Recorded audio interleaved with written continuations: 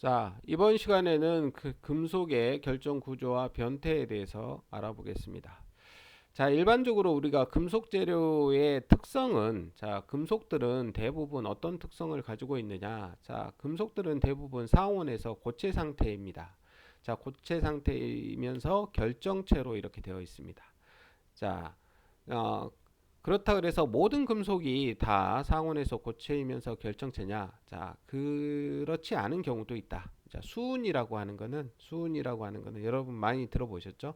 수은이라고 하는 거는 우리가 상온에서 액체 상태입니다. 그래서 수은은 용융점이 마이너스 38도 정도 되기 때문에 상온에서 액체 상태로 되어 있고, 그 외에 대부분의 금속들은 자, 고체 상태이면서 결정체를 이루고 있다. 자, 그 다음에 금속은 일반적으로 전성 및 연성이 풍부합니다. 자, 전성이라고 하는 거는 얇게 펴지는, 우리 밀가루 반죽을 해가지고 이렇게 밀대로 밀면 얇게 이렇게 펴지는 성질이 있는데, 이렇게 얇게 펴지는 성질을 우리가 전성이라고 하고, 자, 우리 고무줄을 이렇게 잡아당기면 잘 늘어나죠. 자, 끊어지지 않고 잘 늘어나는 성질이 있는데, 이러한 성질을 우리가 연성이라고 합니다. 그래서 자, 일반적인 금속들은 전성과 연성이 풍부하다. 자, 그 다음에 비중과 강도가 비교적 크다. 자, 비중이라고 하는 거는 아까 잠깐 말씀드렸었는데, 지난 시간에 잠깐 말씀드렸었는데, 비중이라고 하는 거는 자, 4도씨, 1기압하에서 4도씨의 물이 몇 킬로그램이냐? 그러니까 1m, 1m, 1m에 가로 세로 높이가 1m인 통에 물을 가득 채웠을 때 1기압 4도씨의 물이 몇 킬로그램이냐? 이렇게 무게를 달아봤더니 1000kg이었다는 얘기입니다. 자, 1000kg. 그러니까 1톤이란 얘기죠. 그래서 1000kg인데, 자, 이 물을 기준으로 해서 다른 어떤 금속들이 얼만큼 물보다 무겁냐, 요거의 비를 나타낸 게 우리가 비중입니다. 그래서 비중이 가령 뭐 3이다 그러면 물보다 3배 더 무겁다 이렇게 생각하시면 되겠습니다. 근데 대부분의 금속들은 비중이 물보다 다 무겁다는 얘기죠. 그래서 대부분의 금속들은 비중이 크고, 강도도 다른 재료들에 비해서 강도도 상당히 크게 우리가 큰 성질을 가지고 있다. 그 다음에 전기 및 열의 양도체이다. 그러니까 양도체라고 하는 것은 잘 전달한다는 얘기죠. 그래서 대부분의 금속들은 전기를 잘 통하고 있고, 그 다음에 열을 잘 전달하는 이러한 성질을 가지고 있습니다. 그리고 대부분의 금속들은 불투명하며 각각 금속 특유의 광택을, 색채를 띠고 있습니다. 특히 뭐 니켈이나 크롬이나 이런 것들은 광택을 띠고 있어서 우리가 여러분들 알루미늄 휠이나 이런 데 보면 니켈 도금을 하면 반짝반짝해서 우리가 이제 약간 고급스러운 효과를 내는데, 물론 이제 니켈이라는 금속이 비싸기 때문에 그 도금을 하면 약간 비싸긴 하지만 조금 고급스러운 차나 이런 데에서는 이러한 그 금속을 도금을 해가지고 이렇게 광택 효과를 내는 경우가 있습니다. 그래서 대부분의 금속은 불투명, 그러니까 내부가 보이지 않는 불투명한 상태고, 그 금속 특유의 광채를 가지고 있습니다. 자, 그 다음에 소성 변형 및 가공이 용이하고, 대부분의 아까 수은을 제외하고는 용융점이 높다는 그러한 특성을 가지고 있습니다. 자, 소성 변형이라고 하는 거는 우리가 잘 어떠한 힘을 가했을 때 잘 변형이 되는 성질, 그 다음에 가공을 했을 때 잘 가공이 되는 성질을 가지고 있다. 자, 여기는 이제 원소의 주기율표를 나타내고 있습니다. 그래서 자, 우리가 이제 금속의 종류들을 보시면 여기서부터 쭉 이렇게 103번까지, 1번부터 103번까지 이렇게 나와 있는데, 주로 이제 왼쪽에 있는 부분의 이 금속들은 우리가 이제 금속 재료에 해당되고, 자, 오른쪽에 있는 이러한 그 원소들은 비금속 재료입니다. 그래서 뭐 여기 1번 수소도 물론 비금속이고, 그 다음에 헬륨 2번도 비금속이죠. 헬륨 가스고, 이것도 가스니까. 자, 여기에서 요 오른쪽 부분하고 요 1번, 2번, 그다음에 요 오른쪽 부분은 주로 이제 비금속이고 여기 3번부터 해서 요렇게 해서 여기 노란 표시로 되어 있는 요 안에 있는 왼쪽 아래 부분의 원소들은 다 금속입니다. 이 금속들도 이제 종류에 따라서 여기에 있는 이러한 흑색인가요? 약간 노란색인데, 자, 이 노란색보다 약간 진한 색이죠. 자, 이러한 색은 우리가 알카리 금속에 해당되고, 그 다음에 여기 진한 색, 황색 계통은 알카리 토 금속. 그 다음에 여기에 이제 보라색으로 되어 있는 건 전이 금속. 그 다음에 요 부분은 이제 다른 금속. 그 다음에 여기에 있는 하얀색은 이제 기체, 그러니까 금속이 아니죠. 기체에 해당되는 거고. 자, 그 다음에 여기 노란색은 난탄족. 그 다음에 여기 녹색은 할로겐. 자, 이것도 이제 비금속에 해당되는 거고. 자, 그 다음에 여기 아래 있는 거, 여기 아래 있는 거는 악티늄족 이렇게 우리가 분류를 하고 있습니다. 그래서 자, 여기에 나와 있는 금속을 다시 이렇게 보시면 자, 여기에서 자, 금속인 거와 금속이 아닌 걸로 이렇게 분류를 해놨어요. 그래서 자, 아까 1번하고 2번하고 이 오른쪽 거는 우리가 비금속이라 그랬죠. 그래서 여기에 보시면 탄소, 질소, 산소, 플루오르, 네온, 인, 황, 염소, 아르곤 뭐 해서 여기 노란색으로 되어 있는 자, 1번을 포함해서 여기 오른쪽에 노란색으로 되어 있는 부분은 비금속 원소입니다. 자, 그 다음에 여기에 보라색으로 되어 있는 왼쪽에서부터 요 아래에 있는 보라색으로 되어 있는 원소들은 금속 재료입니다. 자, 그 다음에 이 금속 재료와 요 비금속 재료의 중간에 이렇게 황색으로 되어 있는 황토색으로 되어 있는 요 일곱 개의 원소가 있는데 자, 붕소, 규소, 저마늄, 그 다음에 비소, 안티모늄, 그 다음에 델루륨, 그 다음에 플로륨 이렇게 7개는 우리가 준금속이라고 합니다. 그러니까 금속과 비금속의 중간에 해당되는 금속입니다. 자, 우리가 이 금속을 우리가 중금속 또는 아금속 이렇게 얘기합니다. 그래서 자, 여기에 왼쪽에 있는 자, 보라색은 우리가 금속 성질을 가지고 있는 원소고 자, 여기 노란색 우측에 있는 원소들은 비금속 성질을 가지고 있고 자, 여기에 황토색으로 되어 있는 7개의 원소들은 중금속 또는 아금속이라 그래서 금속과 비금속의 중간적인 성질을 띠고 있다 이렇게 아시면 되겠습니다. 자, 그래서 자, 정리를 해보면 원소 주기율표는 자, 원자 번호 순으로 나열되어 있고 화학적 성질이 비슷한 원소들이 주기적으로 배치된 표를 우리가 원소 주기율표라고 합니다.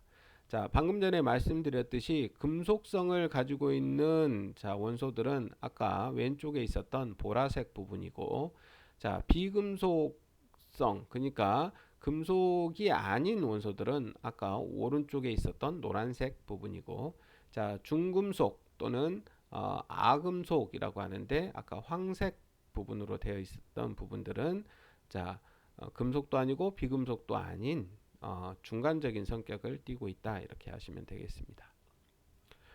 자, 원소 주기율표 분류에서 우리가 수평 방향으로 되어 있는 걸 우리가 주기라고 하고 수직 방향으로 이렇게 나눠져 있는 걸 우리가 족이라고 합니다. 그래서 같은 주기의 원소는 같은 수의 전자 껍질을 가지고 있고 자, 같은 족의 원소는 원자과 전자가 같아 화학적 성질이 비슷한 성질을 가지고 있다 이렇게 생각하시면 되겠습니다. 자, 전형 원소 자, 아까 1족하고 2족 그 다음에 13족하고 18족 자, 여기에 보시면 1족 2족 그 다음에 13부터 18족 자, 요 양쪽 왼쪽에 1, 2족 그 다음에 13부터 18족 요 원소들을 우리가 전형 원소 이렇게 얘기하는데 같은 족은 원자과 전자가 같으며 화학적인 성질이 규칙적으로 변화하는 특성을 가지고 있다. 그 다음에 전이 원소는 그 중간에 있는 3족부터 여기 안에 12족까지의 요 원소를 우리가 전위 원소 이렇게 얘기하는데, 자 이러한 경우에는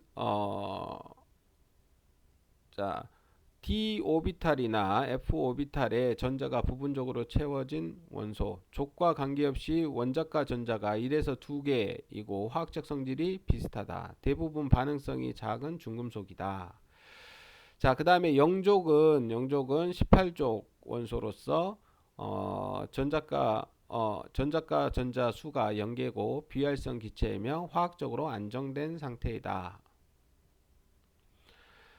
자, 아까 이제 주기율표에서 자 자연계에 존재하는 원소는 92종으로서 자 1번부터 92번까지는 우리가 자연계에 존재하는 원소고, 아까 왼쪽에 해당되는 68쪽은 금속성을 띠고 오른쪽에 17개는 우리가 비금속성을 가지고 있다 그랬습니다. 그 다음에 금속과 비금속의 중간에 해당되는 아금속이 7개의 원소가 있다 그랬죠.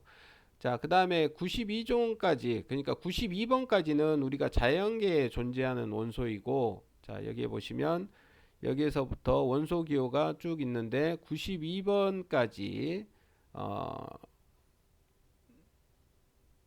자 여기 92번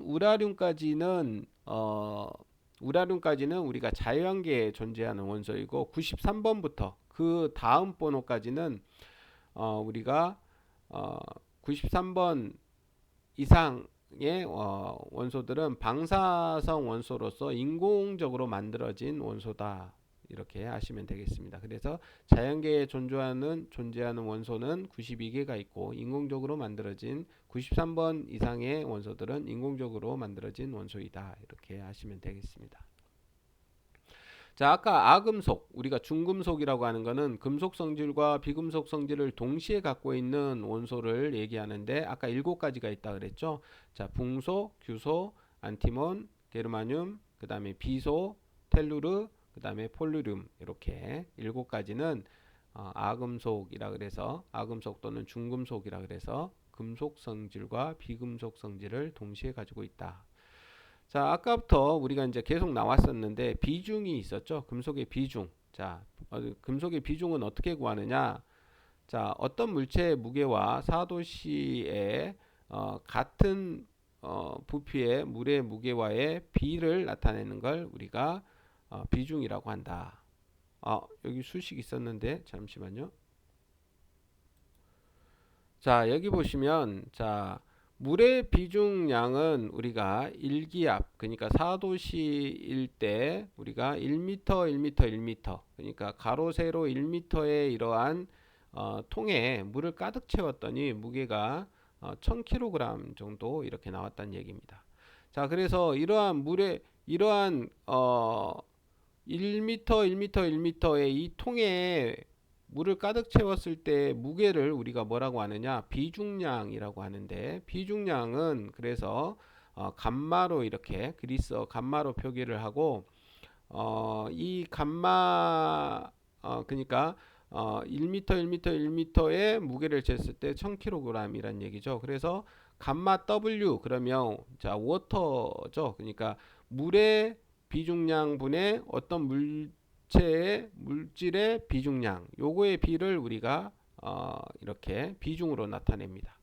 아니면 물의 밀도분의 다른 물체의 밀도, 우리가 로라고 읽는데, 자 밀도를 나타낼 때 우리가 로로 이렇게 나타내죠. 그래서 물의 밀도분의 어떤 물질의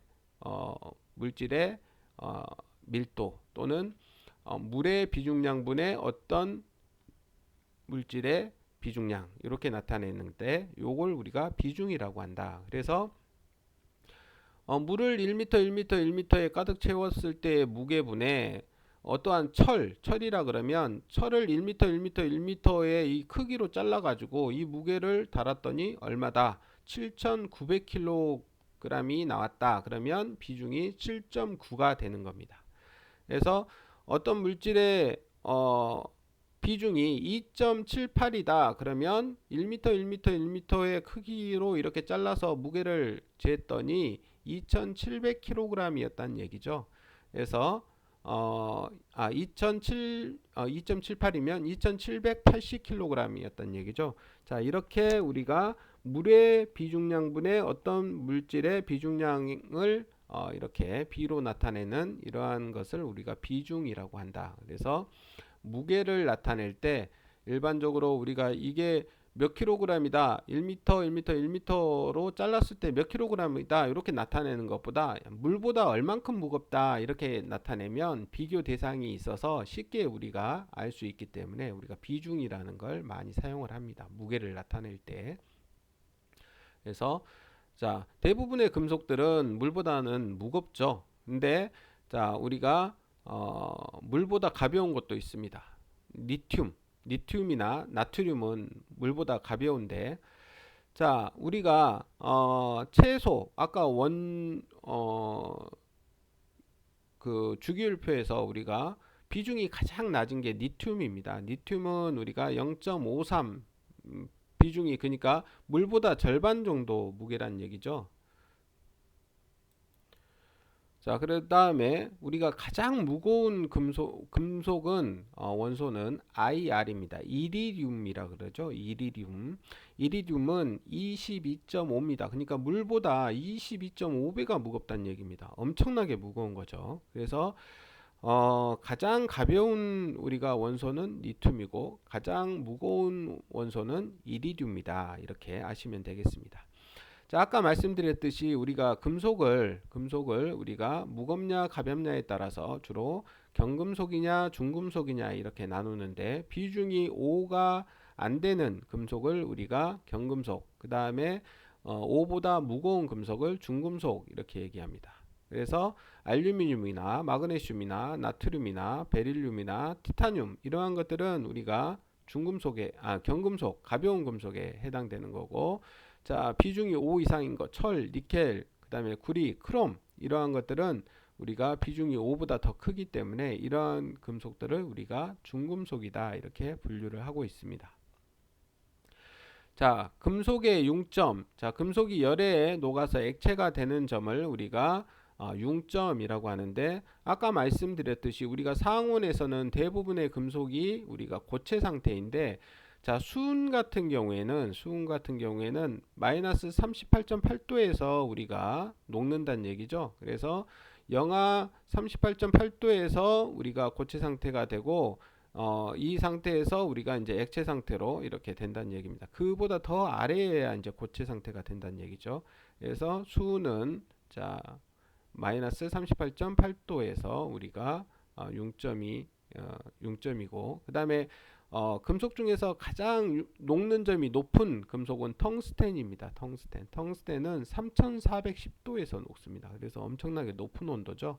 자, 그래서 가장 낮은 온도에서 녹는 금속은 수은으로서 마이너스 38.8도에서 이렇게 녹고, 텅스텐은 가장 높은 온도에서 녹는 금속으로서 3410도씨에서 녹는다 이렇게 하시면 되겠습니다. 자, 다음은 주요 금속 원소의 물리적 성질을 나타내고 있습니다. 그래서 방금 전에 말씀드렸던 자, 비중하고 녹는 점, 융점이 있는데 뭐 몇 개만 보면 은은 자, 비중이 10.5고 융점이 961도다. 그래서 비중이 10.5라는 얘기는 자, 철이 7.9라 그랬으니까 철보다도 은이 더 무겁다는 얘기죠. 그 다음에 알루미늄은 2.7이니까 철보다 가볍고, 자, 여기 여러분이 좋아하시는 금, 자, AU 원소기호 AU인데, 자, 금은 자, 철에 비해서 훨씬 더 무겁죠. 2배 이상이 무겁습니다. 그래서 자, 19.3, 그러니까 아까 제일 무거웠던 금속이 이리듐이라 그래서 22.3이었는데, 자, 그 이리듐보다는 가볍지만 그래도 거의 비슷하죠. 19.3이니까 금은 상당히 무거운 금속이라는 걸 알 수가 있습니다. 자, 그 다음에 여러분들 구리는 여러분들이 자, 9니까 아까 철 7.9보다도 더 무겁다는 걸 알 수가 있습니다. 자, 그 다음에 여러분들이 잘 알고 있는 수은 중금속이라 그러죠. 우리가 자, 13.6 비중이 13.6이다. 그래서 상당히 무거운 금속에 해당된다. 자, 그 다음에 니켈 있었죠. 아까 니켈도 우리가 철보다 더 무겁죠. 8.9니까 더 무거운 금속이고. 자, 여러분들이 잘 알고 있는 납을 보시면 납은 11.3. 그래서 자, 납도 상당히 무거운 금속이다. 이렇게 할 수가 있습니다. 자, 그 다음에 여러분들 그 비싼 금속 백금도 자, PT라고 원소 기호가 PT인데 21.5. 자, 대단히 무겁죠. 아까 금보다도 더 무겁습니다. 금보다도 더 무거운 금속이다. 자, 그 다음에 아까 텅스텐 W. 자, 텅스텐은 비중도 무겁고 아까 용융점도 제일 높은 금속이라 그랬죠. 자, 철이 1530도에서 녹는데 철보다도 2배보다 더 높은 온도에서 녹습니다. 3410도에서 녹기 때문에 상당히 용융점이 높은 금속이다. 이렇게 알 수가 있습니다. 자, 그 다음에 원자의 구조는 그냥 넘어가겠습니다. 자, 그 다음에 금속 재료의 성질에서 우리가 금속 재료의 성질을 나타낼 때 주로 우리가 물리적 성질, 화학적 성질, 기계적 성질 이렇게 세 가지로 이렇게 구분을 해서 나타내고 있습니다. 자, 제일 먼저 물리적 성질이라고 하는 거는 자, 물리적 성질에는 어떤 성질이 있냐? 비중, 뭐 열평창 개수, 열 전도율, 비열 뭐 이런 것들을 나타내는 게 이제 물리적 성질인데 자, 비중이라고 하는 거는 아까 4도씨의 어떤 물의 무게분에 자, 어떤 물체의 무게를 우리가 비로 나타낸 게 비중이라고 했습니다. 그래서 자, 아까 설명드렸던 내용이고 열평창 개수라고 하는 거는 온도가 1도씨 상승할 때 평창한 크기와 평창하기 전의 크기와의 비를 우리가 열평창 개수다. 그러니까 원래 길이가 요만큼이었는데 1도씨 올렸더니 얼만큼 늘어났느냐 요거의 비를 나타내는 게 열평창 개수다. 이렇게 아시면 되겠습니다. 그래서 온도가 1도 올라갈 때 몇 미리 늘어나느냐를 우리가 비로 나타낸 거. 그 다음에 열전도율이라고 하는 거는 거리 1cm에 대해서 자 1도씨 온도차가 있을 때 1cm 제곱의 면적을 통해서 1초간 전해지는 열량을 나타낸다. 자, 비열이라고 하는 거는 어떤 금속 1g을 1도씨 올리는데 필요한 열량이 얼마냐 요걸 나타내는 게 비열이다. 이렇게 하시면 되겠습니다. 자, 이러한 성질은 우리가 물리적 성질, 비중, 열팽창계수, 열전도율, 비열 뭐 이러한 것들은 자, 물리적 성질을 나타내는 자, 요소들이고 자, 화학적 성질에는 내식성, 내열성 뭐 이런 것들을 나타내는 걸 화학적 성질이라고 합니다. 그래서 자, 내식성은 금속이 얼만큼 잘 부식되느냐, 부식에 대한 저항력이 얼마나 있느냐, 그러니까 이걸 나타내는 게 내식성. 그러니까 얼만큼 부식이 덜 되느냐, 이게 저항력이니까 앞에 내가 붙으면 부식에 대한 견디는 성질, 그러니까 내부식성, 그러니까 금속의 부식에 대한 저항력을 나타내는 거고 내열성, 열에 얼만큼 잘 견디느냐, 요걸 나타내는 게 이제 내열성입니다. 자, 그 다음에 세 번째 기계적 성질입니다.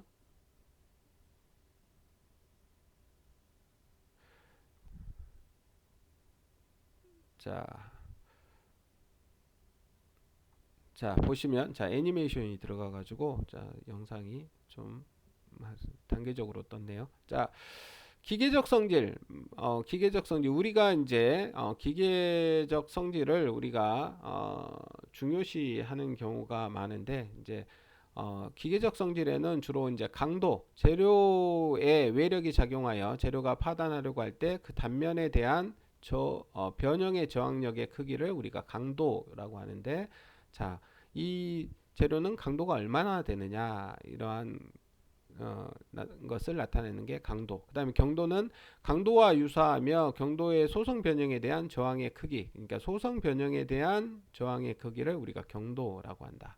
인성이라고 하는 것은 재료의 질긴 성질, 즉 소성 변형 구역에서 재료가 파단될 때까지 에너지를 흡수할 수 있는 능력을 우리가 인성이라고 한다.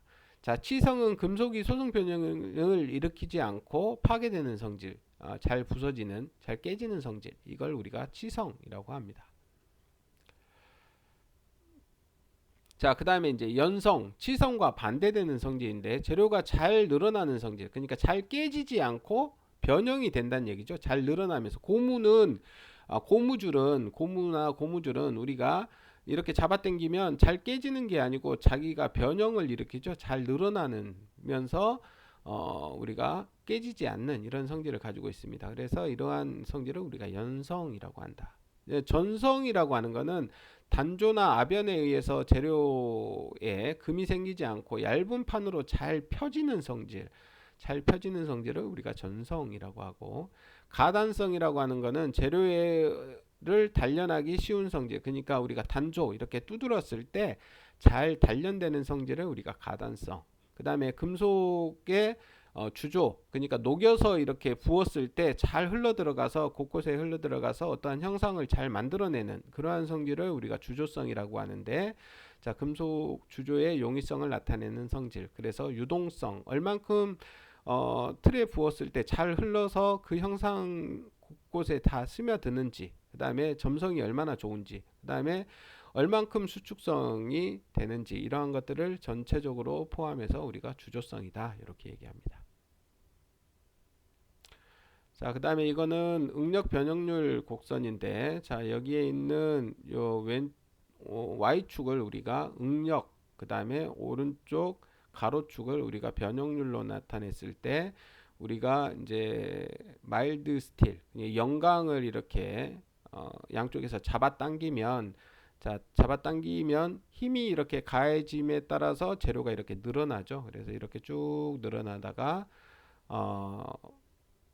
여기에서 이제 상항복점, 하항복점, 그 다음에 쭉 이렇게 올라가면 여기가 인장응력, 극한강도라 그러죠. 인장강도, 그 다음에 이렇게 Z에서 파단, 이렇게 되는 성질을 나타냅니다. 지난 시간에 이건 간단히 설명을 드렸기 때문에 이거는 그냥 넘어가겠습니다. 자, 그 다음에 금속의 응고와 결정 구조. 자, 시간이 지금 27분이 넘어가서 자, 빨리 진행하겠습니다. 순금속을 용융 온도보다 높은 용융 상태로부터 상온까지 서서히 냉각하여 응고점에 달하면 일정한 온도가 고체가 되게 된다. 결정핵이라고 하는 것은 금속이 냉각하여 응고 온도로 되면 수많은 원자들이 규칙적인 배열을 형성하여 작은 결정핵을 만든다. 자, 수지상정 결정핵을 중심으로 원자가 금속 고유의 결정 격자를 갖는 나무 가지와 같이 가지에 가지가 생기면서 성장하는데, 이걸 우리가 수지상정이라고 한다. 여기 보시면 자, 나무 가지처럼 이렇게 생성되는 걸 얘기합니다. 자, 일반적으로 냉각 속도가 빠르면 결정핵의 수가 많아지므로 결정 입자는 미세하게 되고, 냉각 속도가 느리면 형성되는 핵의 수가 적으므로 결정 입자가 커진다. 자, 주상정은 우리가 어떤 그 샘물을 녹여가지고 주형에 부으면 외부부터 이렇게 굳어가지고 안으로 이렇게 굳어가기 시작하는데, 이러한 형상으로 굳는 걸 우리가 주상정이라고 합니다. 자, 내용을 한번 여러분들이 읽어보시기 바랍니다. 자, 금속의 결정 구조. 자, 시간이 오버돼서 이거는 끊었다가 다음 영상에서 다시 올리겠습니다.